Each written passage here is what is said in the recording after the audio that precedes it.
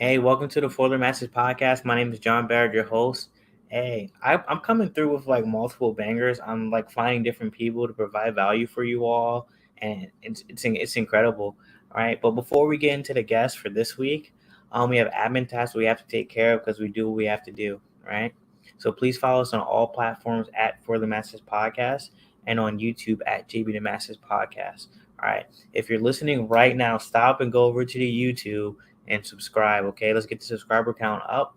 Please leave a comment on your favorite video, and I'm putting all the past episodes on YouTube. So please, let's subscribe to the YouTube.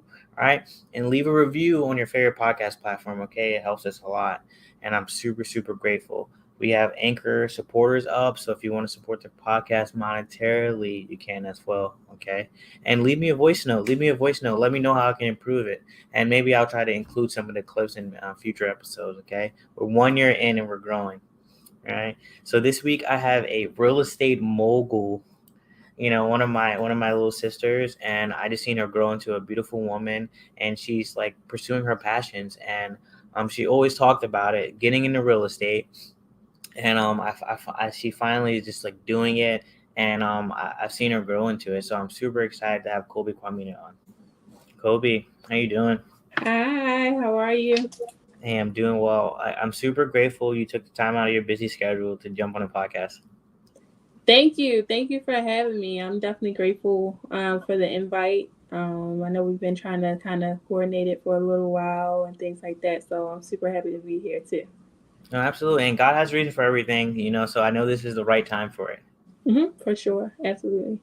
you know. And obviously, I've known you for a number of years. I knew you since you were like 18. Just starting college. You were super shy, and now you're doing real estate now, and you're making videos. You're doing tours. And I just seen you transform. So I'm super proud of you. Okay, and I wanted to say that online. Thank you. Thank you so much. I appreciate it. Yeah, you met me when I was still, like you said, shy and before I came into my complete personality, I guess, Yes. and all of that. So yeah, for sure. That's incredible. So Kobe, obviously, like now, like I said in the intro, you do real estate, right? So Mhm. like, where do you feel like you got this entrepreneurial bone from? Like did you always think like that? Because I remember you talking like that back then too. Like different entrepreneurial things you can do. Like, have you always felt that way, and what like prompted you to think that way?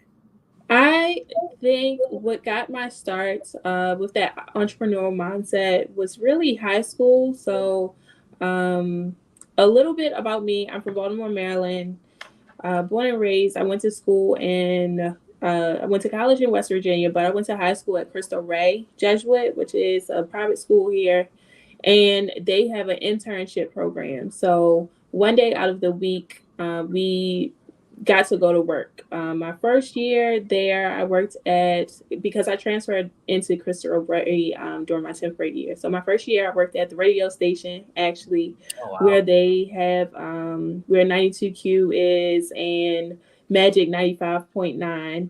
And that was a fun experience. But then my second year, or my junior and senior year, I was working at Brown Advisory, which is a financial advisory firm in downtown Baltimore. It's in the Fells Point area. Because I wanted to do accounting. That's what I initially thought that I wanted to do going into college and everything like Yeah. that. So it was there where I really developed that mindset. They actually had me, like, when I came there every week, I sat in on meetings, the morning meetings that they had, and it was there where I felt like I could do this. Like, I could sit at the table, like be at the head of the table and have my own business and conduct these meetings. And I guess Uh, that's where kind of like the fire started of me just envisioning myself of being like my own boss and having my own businesses and really being a businesswoman. That was something that I was just attracted to, and I think that's definitely where it started for sure. that's so incredible. And I could definitely see you doing that as well, and you're on your way to it. And Thank you. You're welcome. You're welcome. And I love that because I feel like, and that's same with me. I feel like once you're exposed to it, your mind is stretched, and once it's stretched, it doesn't go back, right? And Right. and it's hard. It's hard to like think of anything like not like that, you know. So, like I said, I really remember you when 18, like, hey, I'm gonna get in real estate, or like, yo, I'm flipping homes with no money, like JB in the summer, you know. And so like, I'm super happy for you, you know. Thank I'm you. super Thank happy for you. you. Just remember, like, I remember when you were getting out the mud, all right. Like, Yeah, I mean, you helped me also on that journey. So like even with going into starting with wheeling, um doing the Black Student Union and getting involved with you all, that also put me on a different track. You guys kind of raised me up with it yeah, and passed that kind of on down to me. I started off being the treasurer and then, or the secretary, and then went on to be the president. So that was definitely something that I enjoyed and that I learned a lot of, I guess, like delegation and stuff, learning management skills and things like that with doing BSU, and also just different responsibilities and stuff, and networking, the importance of networking. So that was something that I feel like impacted my entire college career immensely. Just having a lot of doors being open to me, with being a part of the BSU, and that also has led into my business, I feel.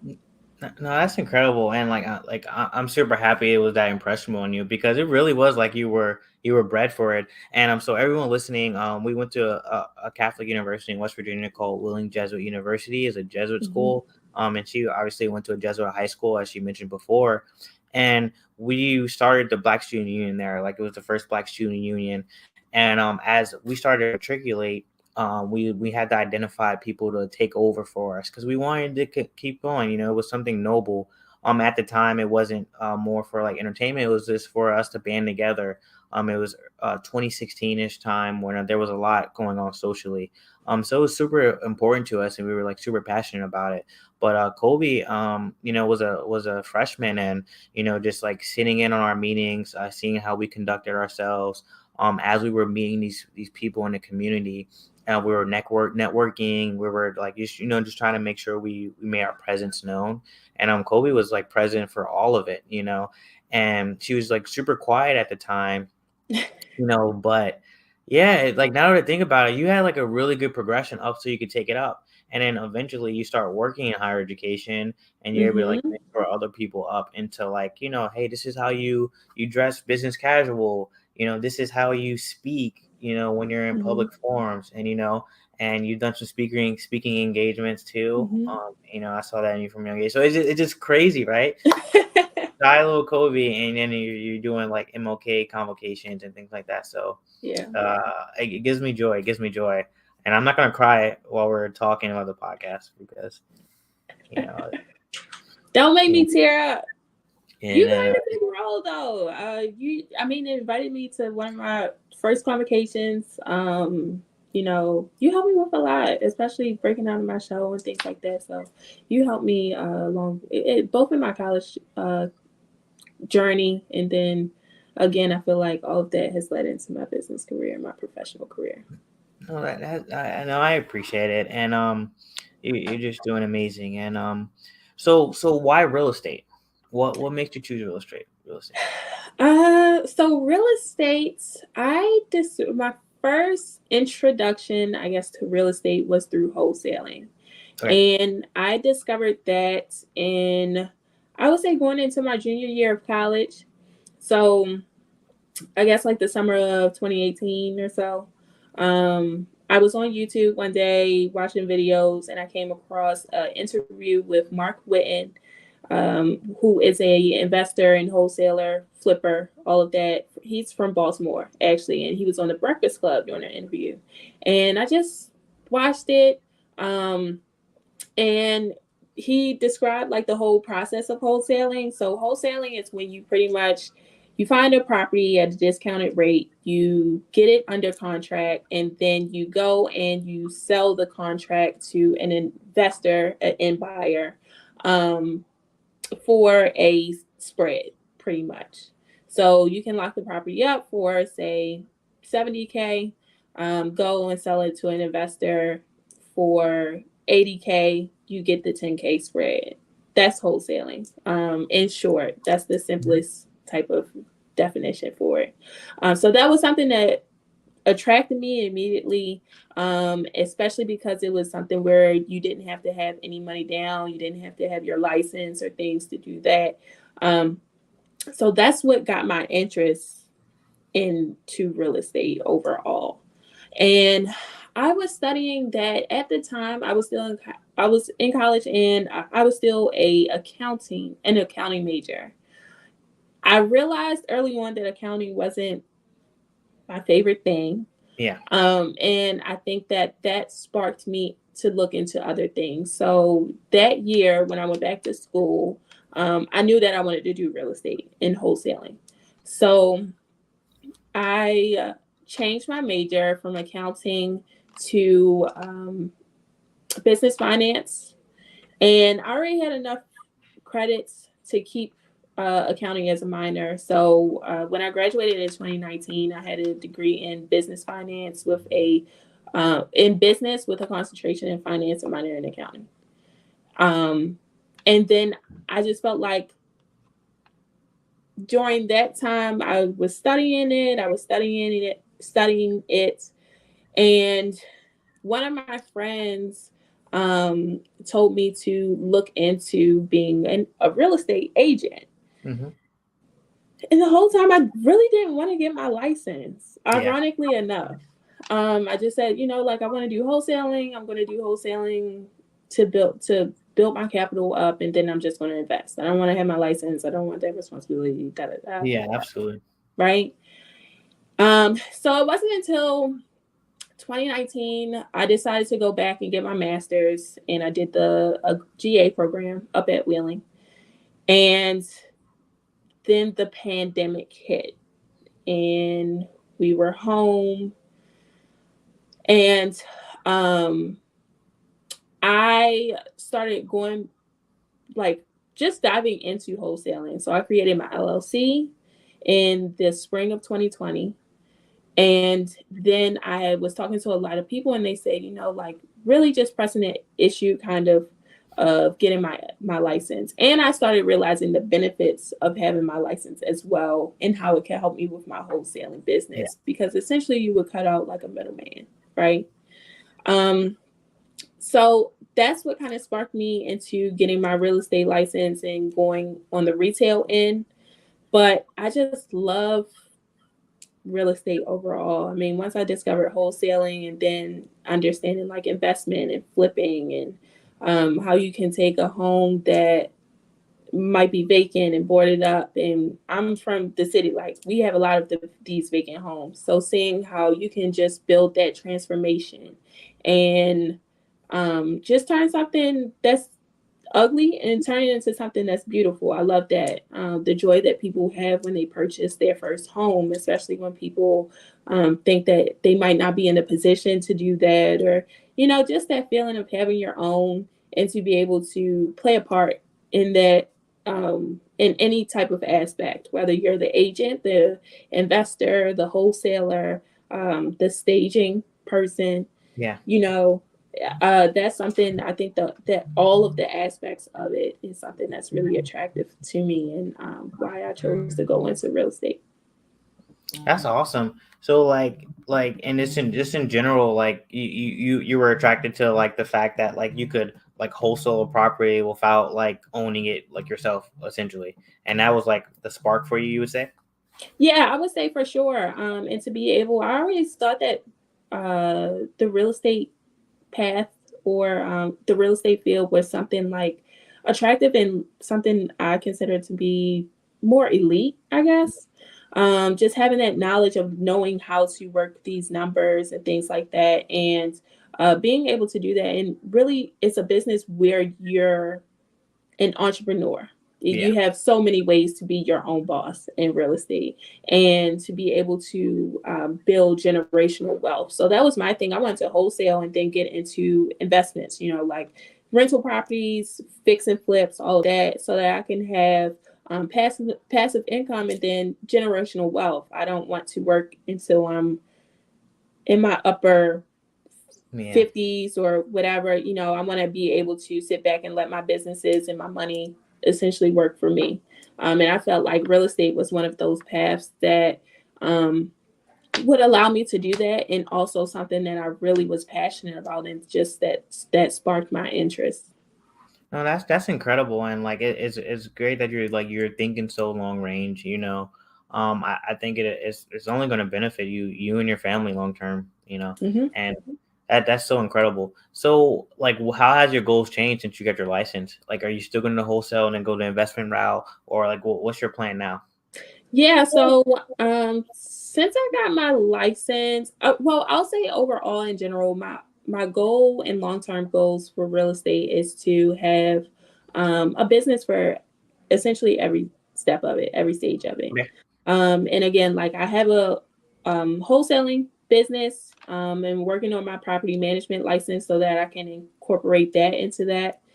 Um, so wholesaling, property management, retail end with me being a realtor, and then investments and things like that. But I also want to have like a landscaping business, a staging and photography business.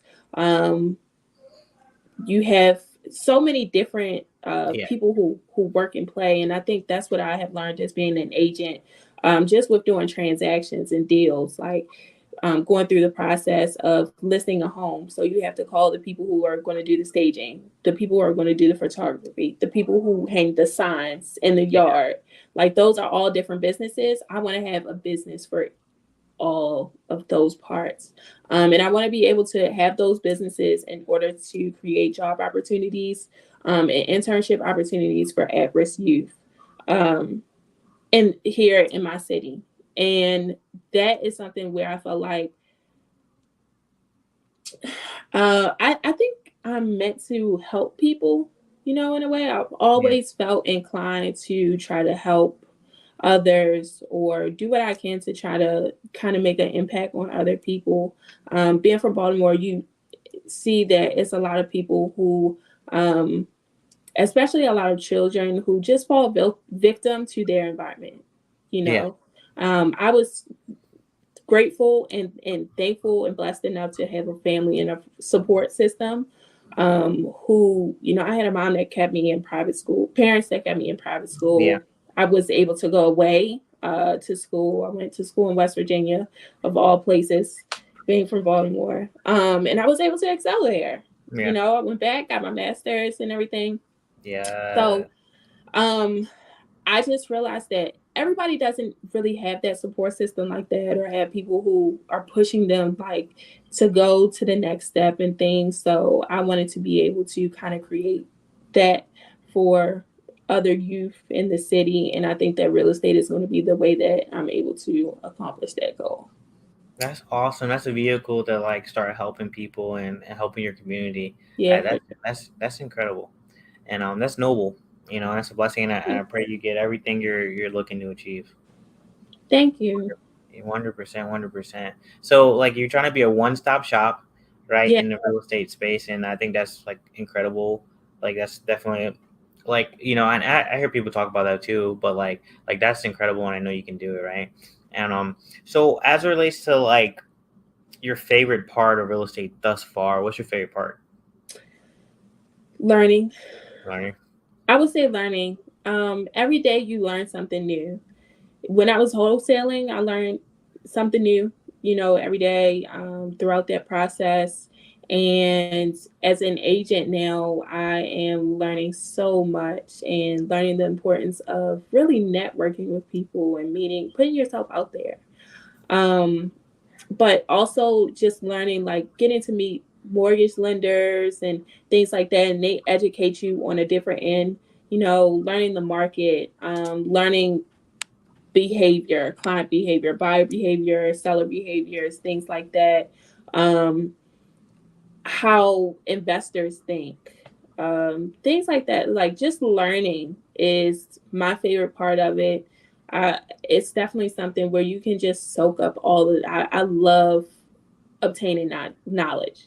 Yeah. So I love being in this field where I feel like I can just soak up all of the knowledge that I can, and from like different types of people, people that I feel like I can relate to, um, and that I can walk in a room and be comfortable with. You have all people in different ages and stages of life, really, that's involved with real estate. So you can learn something from everybody and everything. So yeah, I would definitely say that learning is my favorite part so far. That's awesome. Yeah, I love real estate videos just because like, it's so interesting. It's so interesting. I watch a lot of like Ryan Serhan like YouTube videos Okay. because he like has so many like the obviously like the luxury, and I watch Selling on Sunset on Netflix. Yes, I do too. I haven't Love seen Selling the on second season yet, but I watched the first the first no, I haven't seen the third season. I watched the first and second season.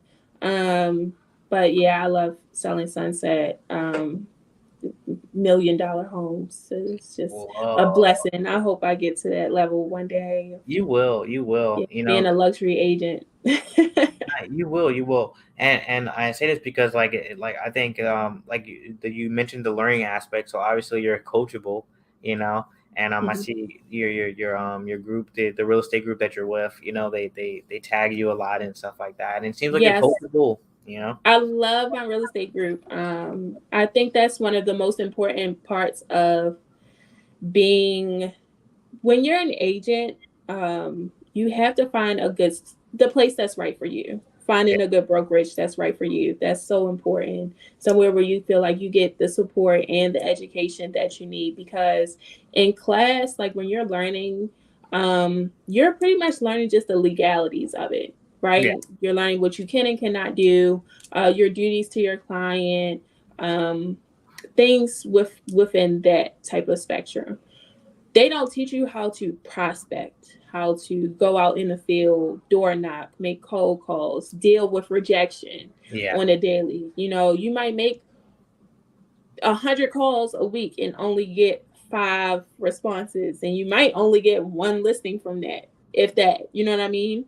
Hmm. I have this written on my whiteboard to I make every day, make 20 calls a day, 100 calls a week, 400 calls a month. All you need is one deal, because it's so true, and that has to keep you pushing, and you have to learn how to deal with rejection and things like that. But I'm so thankful to my team.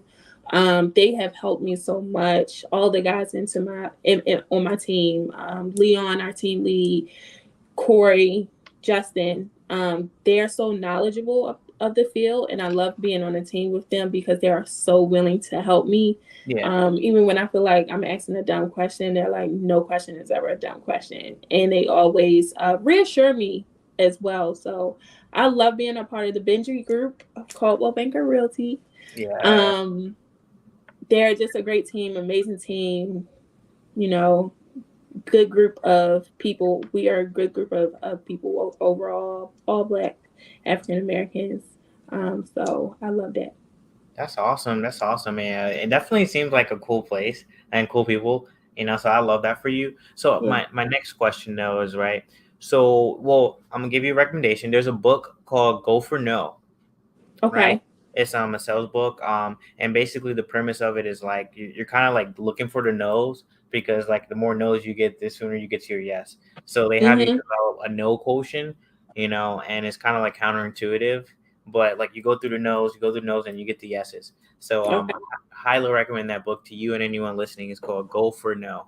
It's a quick read too, right? Okay. So Cool. that's a good book. But so how did you make the transition once you got your license? Because I know you were working at for a complex, and then you was like, I got my license now. I'm going full force into it. Like, so what made you be able to like take the jump? Um, I think a combination of when God blesses you with a vision of what you're supposed to be doing, um, He'll do things in your life to push you towards that. Yeah, And I feel like especially once I got my license, I passed my test on the first chance. I studied for forever. I know. It was crazy because I started taking my real estate courses during my second year of my grad assistant program. Mm-hmm. So that was in 2020, I guess the fall of 2020. And you can really finish it within like 5 weeks. Yeah. Shorter, really. I took until, if I started in 2021, I finished all of my courses for last summer. Mm. Um, and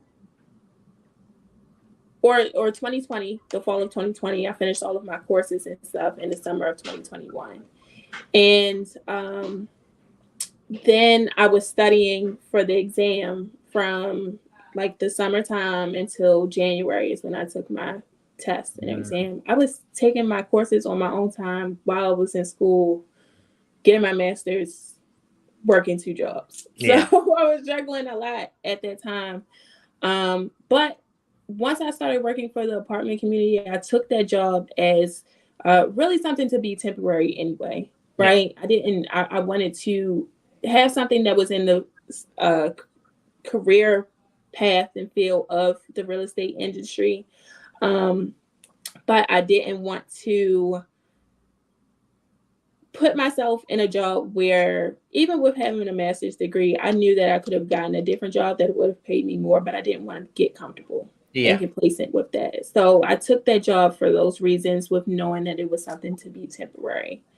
And once I got licensed, my peace just started being disturbed. And Yeah. with that job, I'm not going to lie to you. And I feel like, if I want to take a leap of faith, if I was going to struggle, complete transparency, if I was going to be struggling, I would rather be, and if I was going to be struggling and miserable, I would rather be struggling and happy Yeah. pursuing my passion rather Absolutely. than being miserable, working for somebody else, having my peace being disturbed and things like that. So that's what told me to take that leap of faith. And it hasn't been easy. Real estate, you're working on 100% commission. Yeah. So if you're not closing deals, you're not getting paid. And I have been a full-time agent now for about a month and a half. Yeah. And I just really started getting my listings. So I have 3 listings right now, co-listings that I'm on. Still haven't closed yet, but I feel like every day I'm progressing towards something better. This week alone, I feel like has been such a win week for me because I went from having 1 listing to 3. Great. Yeah. Um, so I'm so thankful for that. And nothing compares to having your peace and being happy when you wake up in the morning. I'm happy. Like, I Yeah. wake up and I'm excited to do what I do. I'm excited to make my calls, even if I don't get yeses all the Mhm. time on the other end of the phone, or if the number is bad or something like that. But I love being able to go in the field, be my own boss, also do different things, go on tours, make little reels and videos of properties that I'm touring and different things like that. So it's really, you can't compare it. When you're pursuing your passion, you wake up, you're happy every day. That's what matters to me. Everything else is going to follow. And I trust and I have faith in that. So I know that the the luxuries, the money, all of that stuff, it's going to come in due time. But I'm happy with where I'm at now in learning. Nah, that's incredible. And like I said, like I think that like people hearing your leap story, and like how you just chose to like follow your passion, jump out there as a blessing. And I know Hmm. it provides a lot of value, to a lot of people. So like I said, so my biggest demographic on this podcast is 25 to 30, right? So Hmm. people are in that age. We're gonna start having families. They're gonna like start like looking at getting homes or anything like that. So what's some tips you have for people who want to like get into real estate or they want to like buy their home, first home or another home? I would say your first step is going to be getting pre-approved. And also just making sure that you're ready, right? So you have to be mentally ready, emotionally ready, and everything like that to say that you're going to purchase a home, because once you get to that state of being pre-approved, your lender might tell you that, okay, your credit, you need to work on your credit, your income, things like that. Like, you have to be willing to sacrifice not going out with your friends, eating at home more, not going to the Sunday brunch or the day parties or different things like that. Mm-hmm. You have to be in the mental space to make that sacrifice. And then emotionally, um, you have to be, you have to feel like it's the right time for you. Not just because other people are telling you to do it and things like that. It has to be the right time for you. And also realize that it's a process. Right now, we're in the seller's market still. It's now starting to shift more, but you have a lot of things right now where you're entering into a bid or something like that, or you're going to look at a house that you might feel is your dream home and one that you really like and really want, and you might get outbidded. Yeah. And that might happen a couple times, right, with this market right now. So you have to be emotionally ready and mentally ready to go through that and to trust your real estate agent. It's a lot of people that will come, and sometimes they think that agents, we are just glorified tourists, to take them on tours of homes that they want to see. But when you tell us, we do like a screening type of process, and try to get to know you and your likes and dislikes and what you want to find in a home for a reason. So we ask that you trust us during that process so that we can help you get there. We can get you to the finish line. We want to get you to achieve any real estate goals that you have, whether you're a first time home buyer or somebody who's looking to purchase their third or fourth property, maybe doing an investor or something like that. We want to help you get to where you want to get to. So I would definitely say you have to be mentally and emotionally prepared, and definitely willing to also listen to your agent for your guidance, for their guidance, because we're the professionals. We're the licensed professionals. So. No, most definitely. And like I said, I know everyone like listening appreciates your tips and you provide a lot of value. But what if they want to reach out to you? How can they reach you? Where can they find you at? Yes, so you can find me on social media, on Instagram. My Instagram is Kobey.Chanel, so Kobey dot Chanel, Chanel. And then you can also find me on Facebook under Kobey Quamina. Kobey, and then Quamina is Quamina, which I'm sure JB will have it all Yep. spelled out for you guys.